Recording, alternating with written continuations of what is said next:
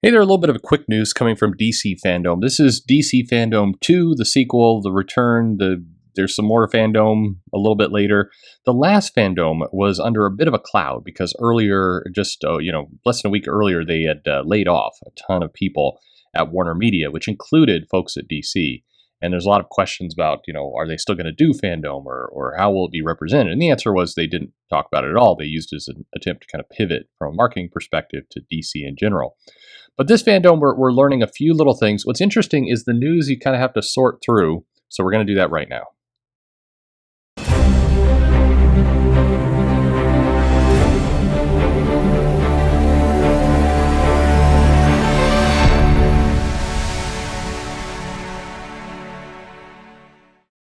Hey everybody, this is Perch. DC Fandome continuing today. It is a 24-hour kind of live event.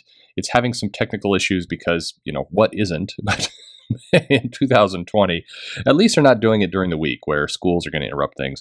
But there's a couple little bits of information that I think is worth kind of pulling out because there's been some questions about kind of the future of DC and what's going to happen, following death metal, and what does 2021 look like? And I'm going to throw this out there as a bit of a prediction. I think that in many cases, people are thinking a little bit too hard about it, of that death metal is going to be a very big event. It's going to change everything. There's going to be a new 52-like moment. I'm now kind of thinking, and based on everything I'm seeing and hearing, I don't think it's going to be much of anything. I think death metal is going to conclude. It's going to be kind of a spiritual end to a lot of what Scott Snyder has been doing with Greg Capullo. And I think then the next, later that month, there's going to be comics. I think the quote unquote reboot is going to feel a lot more like Marvel's all new, all different type initiatives where you have some books with some new creative teams that are out. But I don't think we're getting any kind of hard reset. I really don't. I don't think we're going to get, different generational DC heroes out. I don't think we're going to get, the new 52-2 or anything like that. I just think we're getting comics. And to that end, we know a little bit about Batman.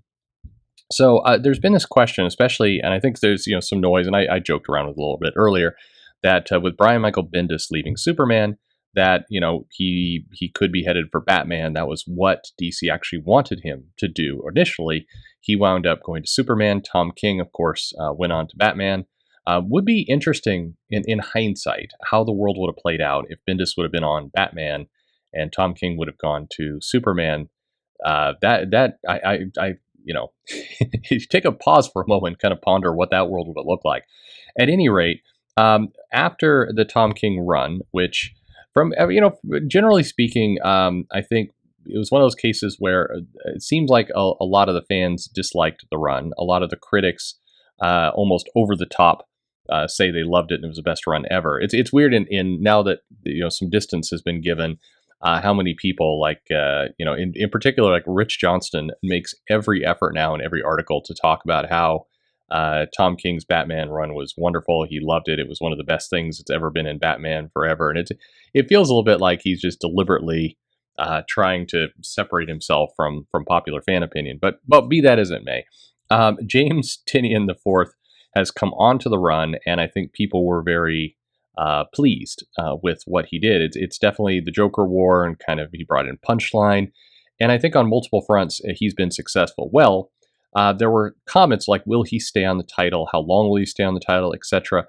So Tynion is going nowhere. He's got, now it's confirmed at least, there's going to be plans that are going to stretch well into 2021. He's on this title for the long haul. And I think that kind of answers the question at least a little bit about who's helming the primary Batman book.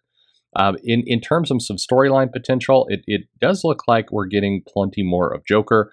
We're seeing in a few different places that Bane is going to be brought back in and almost, I don't want to say rehab, but adjusted following Bane's usage in Tom King's run. That we're going to see Joker controlling Bane, or at least him part of that cabal. It feels like we're not, Joker's also not going anywhere. It looks like, as opposed to what they normally do with a comic where, there's a big storyline and Joker gets defeated and he vanishes for about 6 months and then he comes back and there's some more Joker. This time it looks like Joker's going to be an ongoing antagonist in Batman's life. It does feel like a larger status quo, but he is bringing Bane in to be kind of part of his cabal. So that's interesting that we're going that direction. Of course, we still have the John Ridley Batman that is coming out. That's a 6-issue limited series. So that is happening.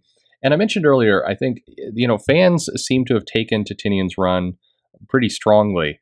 But in addition to that, from what I've heard, the folks at DC and in particular Warner Media and other places are also very fond of the IP that's being generated.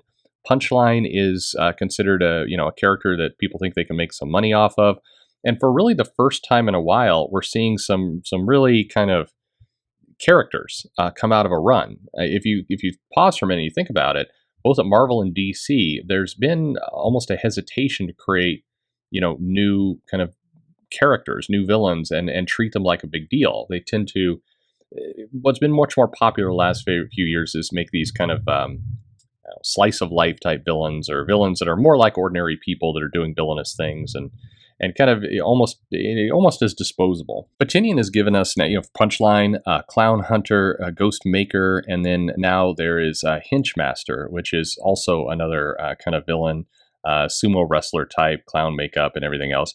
And it feels like we're getting a lot of new characters kind of out and about and surrounding Batman, and in particular with the Joker. And this is, I mean, in terms of, again, if you're wanting to invest in that property, make movies, make cartoons, and everything else, it's smart to do. There is, absolutely nothing wrong with that, and it's building IP, folks. That's the name of the game. Two other just quick bits of news that are going on, because there'd been some confusion. So first of all, yes, Mark Waid is back writing at DC. He's doing a short story kind of in the Superman world over there. Ron Mars is, of course, working on Endless Winter. There is an indication yet that either of those writers are doing more. A lot of people have pointed out that one of Mark Waid's dreams in comics is to write for Superman. And so a lot of people are at least suggesting that Waid will be put on Superman following Bendis. And I mean, it certainly could happen. But I would note that, these businesses, it's stuff that people online like to chat about. Just because you would love to do something or it's a character you love doesn't mean you get to do it. There has to be kind of some plan around how it's going to make money, what a contract is going to look like. But it does feel like Mark Waid's time at Marvel is running kind of rapidly to an end. And I think he will do more and more at DC, particularly with Bob Harris, who he had a long-standing grudge with.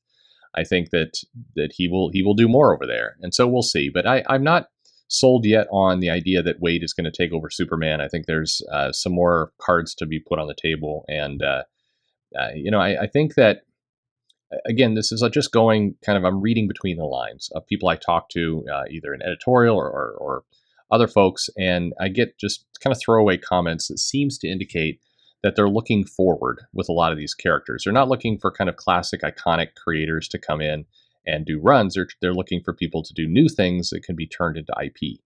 And I think that's one of the reasons why you see, some strong confidence in Tynion, in Sean Gordon Murphy, and others for kind of their takes of these characters that are new and feel fresh, and but also, are made for cartoons and movies. I mean, you think about the Joker War, you think about White Knight. I mean, both of those properties you could turn into a movie, no problem, and they would sell. They're kind of built to be marketed and produced that way.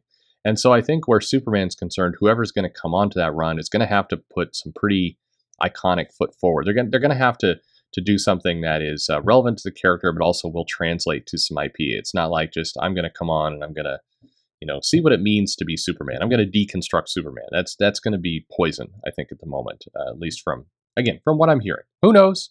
But I don't think that deal's locked up. The other one is what's going on with The Flash. So Kevin Shinick had been named the new writer as part of the new creative team for Flash, but I'm still hearing that was a short-term gig. It hasn't been committed to long-term.